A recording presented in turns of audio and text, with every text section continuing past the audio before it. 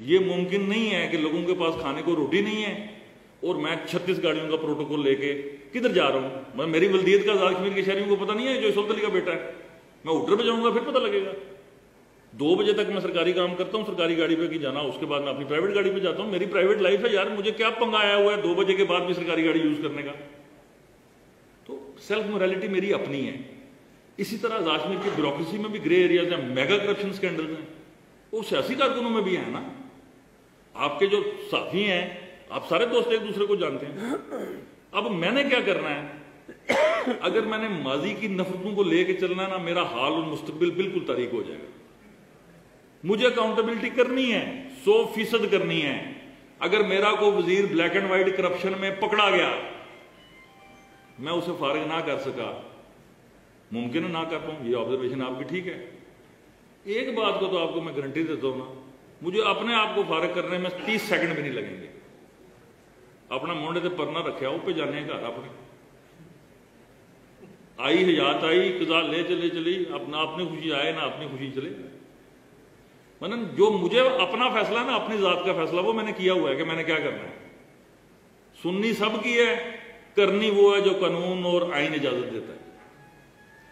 تو یہ میں نے آپ کو پہلے کہا نا, آپ کو یہ سوال کی ضرورت کیوں پڑی کہ یار میں بالکل اس چکر میں نہیں ہوں, میں اتنا اچھا آدمی نہیں ہوں کہ میں اتنے میاں شہباز شریف صاحب نے کہا جی کہ سر یہ آپ کے تو لگتا ہے کہ ریاست جو ہے وہ پتہ نہیں کون سی اسٹیٹ ہے, تو اس کے اللہ تعالیٰ 20 کروڑ کے مرسیڈیز خریدتے پھرتے ہیں.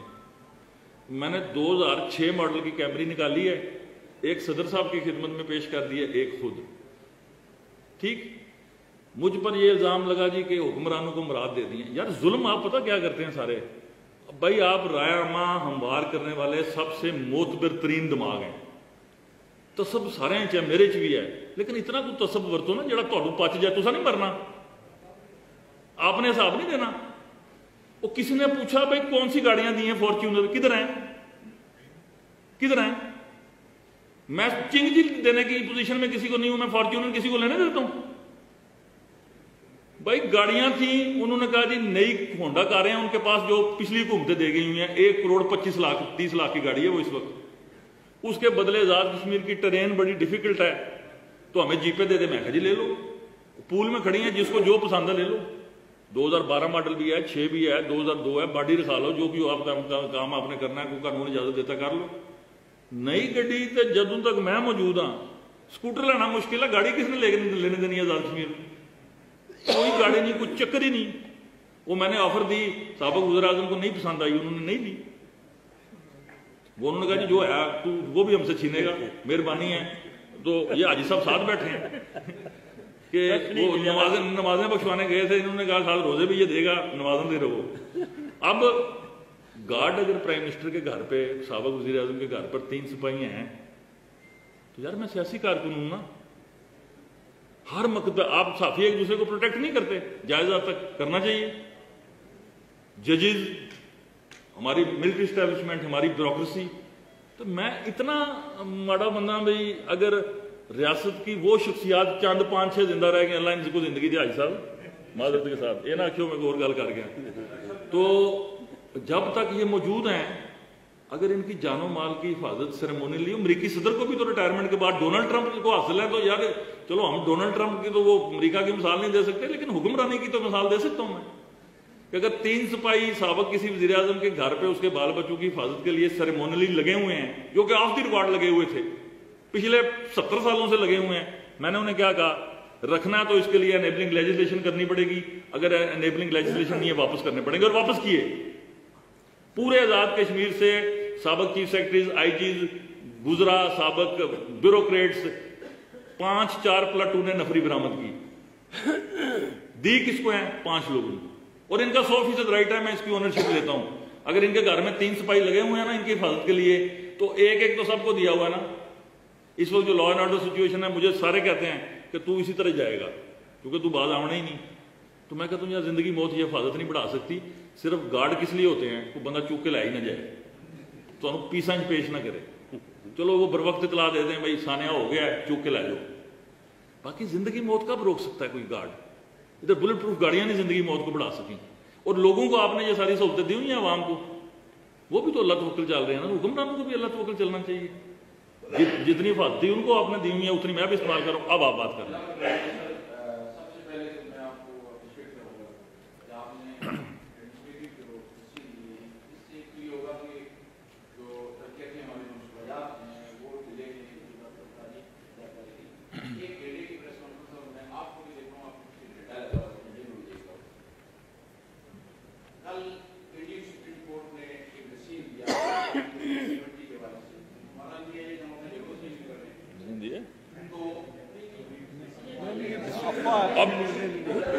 آبزرویشن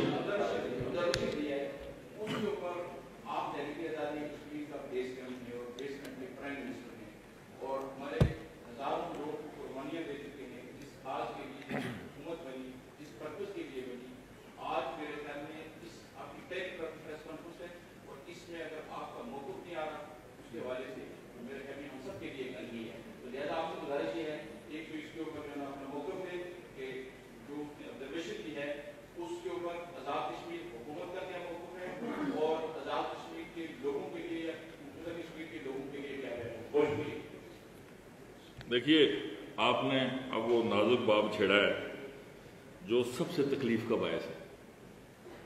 کل بھی میں نے ایک ٹی وی ٹاک شو پہ کہا، آج پھر کہتا ہوں، پوری قوم سنیں اور میں اس جملے کی قیمت ادا کرنے کو تیار ہوں. حجم اور آبادی کے اعتبار سے آزاد کشمیر میں جو ایگزسٹنگ انفراسٹرکچر ہے دیٹ از ناٹ جسٹیفائبل. صرف ایک صورت میں وہ جسٹیفائی کرتا ہے کہ وہ تحریک آزادی کشمیر کا بیس کیمپ تھا، ہے اور رہے گا. 5 اگست 2019 کے بعد کشمیری قوم میں بے تحاشا مایوسی پھیلی. میں کو نہیں پھیلی، اس طرح نہیں نوکری میری پکی ہوتی، پھیلی. سٹیٹس کو جو تھا وہ ٹوٹا، نیگیٹیوٹی کی سائڈ پہ واپس گیا، پازیٹیوٹی کی سائڈ پر کچھ نہیں ہوا. اب جس کا جو کریڈٹ ہے اس کو دینا چاہیے. میں کل پرسوں فورن آفس گیا، ایک انتہائی سیزنڈ آدمی وہاں اس وقت نگران وزیر خارجہ ہے، جس پر ہندوستان نے دہشت گردی کا مقدمہ قائم کیا ہوا ہے، جیلانی صاحب پر. اب ان کی جو کشمیر کے ساتھ کمٹمنٹ ہے، ذاتی طور پر بھی مجھے پتا، اور میرے ساتھ راج میر کی قیادت بھی گئی تھی، وہ بھی سن کے آئے. پھر اس سے پہلے آپ کو یاد ہوگا کہ پاکستان کی عسکری قیادت نے، چیف آف آرمی سٹاف نے ایک سٹیٹمنٹ دی تھی پی ایم اے میں.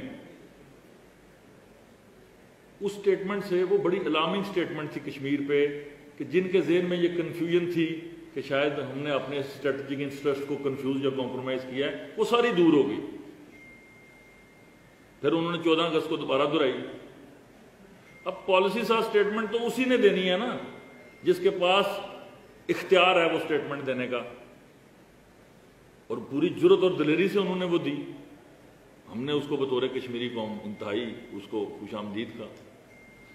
گزارش یہ ہے کہ اس ساری گفتگو سے تحریک آزادی کشمیر نکال دیا جائے تو صرف فراڈ نام کی چیز بچتی ہے. نہ یہ وزیر اعظم، نہ یہ وزارتیں، نہ ہائی کورٹ، نہ سپریم کورٹ، نہ صدارتیں، کوئی چیز نہیں بچتی. یہ انفراسٹرکچر اسی وقت تک بچے گا جب تک یہ امید میں کنٹرول لائن کے پار کے اپنے کشمیریوں کو دلاتا رہوں گا کہ تمہارا مدعی زندہ ہے اور زندہ رہے گا، اور انٹرنیشنلی طور پہ بھی زندہ رہے گا. اور ابھی پچھلے دنوں ہندوستان کے وزیر اعظم نے ایک سٹیٹمنٹ دی، وزیر دفاع نے، کہ جی ہم ایل او سی کراس کر کے کسی بھی وقت آزاد کشمیر پہ قبضہ کریں گے. تو کسی صحافی نے، آپ جیسے دوست نے سوال پوچھا تو میں نے کہا کہ کہنے میں تو کوئی حرج نہیں نا. تو میں کہوں جی میں دلی پہ جھنڈا لہراؤں گا تو میں بھی کہنے کا حق رکھتا ہوں، لیکن جو میں کر چکا ہوں، جس ضلع سے میرا تعلق ہے، وہاں میں نے ایک مونچھوں والی چیز پکڑی تھی جسے دنیا ابھینندن کے نام سے جانتی ہے. جب بھی ہندوستان میں کسی کے ذہن میں یہ سوال اٹھا کہ اس نے ایل او سی کو کراس کرنا ہے تو اس کا جواب کشمیر میں نہیں ہندوستان میں دیں گے، پہل نہیں کرتے. اخلاقی سیاسی سفارتی سطح پہ ہر صورت پوری ڈنکے کی چوٹ پہ کشمیریوں کا مقدمہ لڑیں گے. اذان